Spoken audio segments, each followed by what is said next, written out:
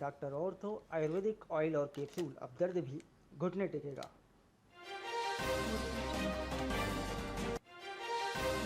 Brazil के राष्ट्रपति ने ट्रंप को फोन करने से किया इनकार, कहा मैं उनसे बात नहीं करना चाहता, मोदी और जिनपिंग से संवाद करूंगा।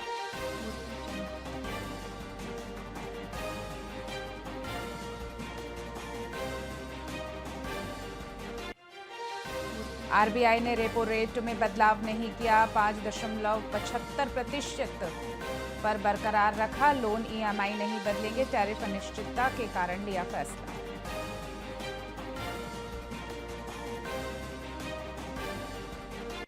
मंत्री पद की दौड़ में 2 नए चेहरे, अग्रवाल और साहेब के नाम पर चर्चा तेज। सरकार और संगठन में सीमा हो सकती है अहम नियुक्तियां, भाजपा जल्द करेगी औपचारिक ऐलान।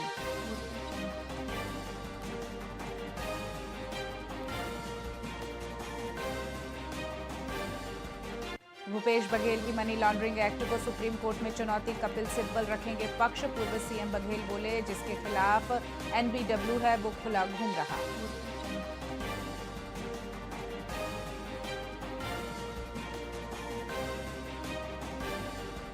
और बिलासपुर, सरगुजा और बस्तर संभाग में येलो अलर्ट जारी। सूरजपुर, बलरामपुर में बिजली गिरने की आशंका, गरज चमक के साथ बारिश तेज।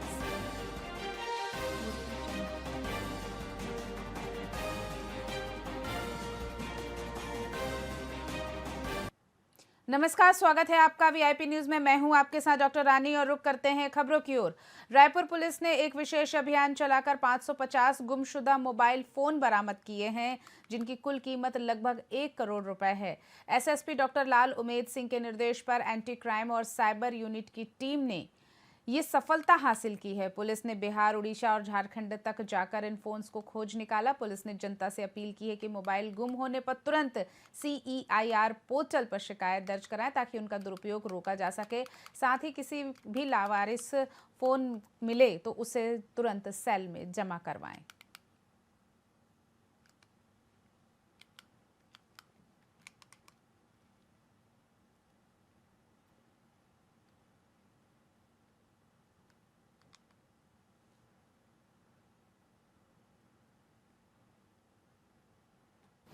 रायपुर पुलिस के द्वारा आज लगभग 250 मोबाइल, 50 लाख रुपए कीमती के मोबाइल इसको उनके मालिकों को खोज करके वापस किए जा रहे हैं।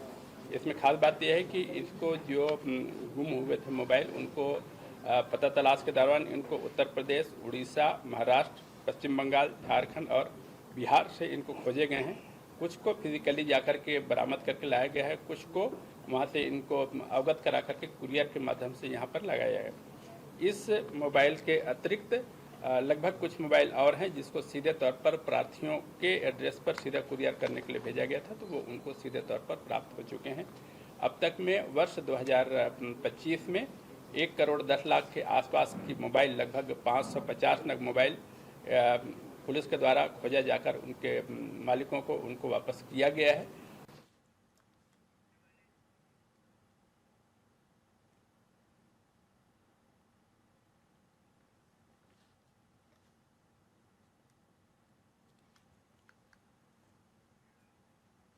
सुप्रीम कोर्ट से अग्रिम जमानत याचिका खारिज होने को लेकर पूर्व सीएम बघेल ने ईडी पर निशाना साधा है।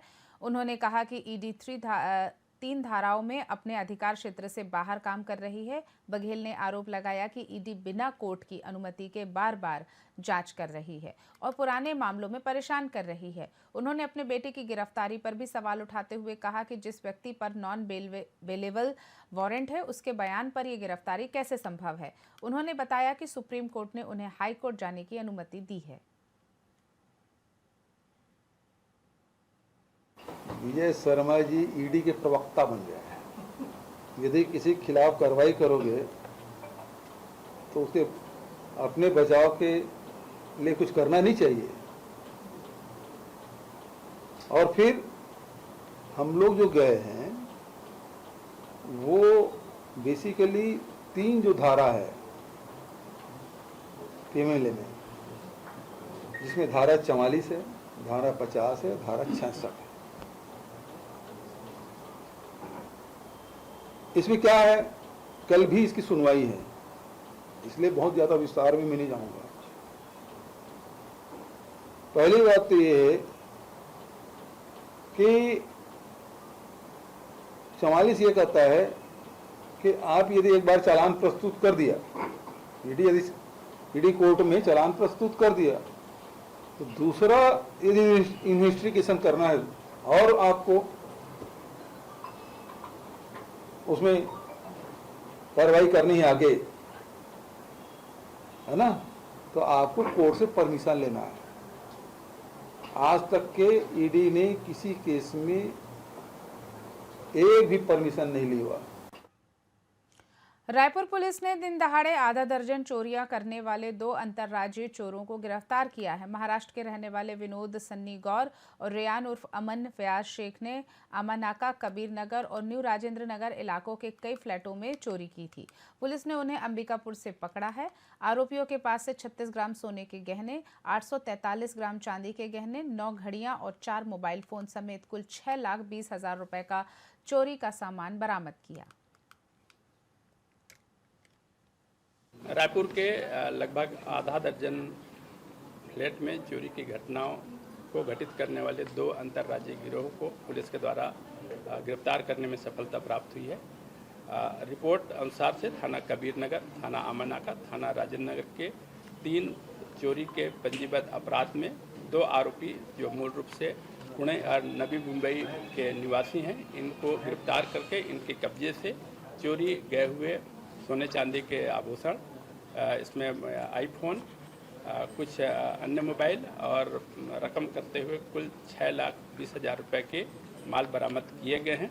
आरोपीगणों को गिरफ्तार करते हुए इनको जुडिशियल रिमांड पर भेजा जा रहा है। अन्य क्षेत्र में इनके द्वारा घटित की गई अन्य अपराधों के बारे में भी पूछताछ किया जाकर आगे कार्रवाई की जाएगी। छत्तीसगढ़ की खबरों में फिलहाल इतना ही। आप देखते रहिए वीआईपी न्यूज़। नमस्कार।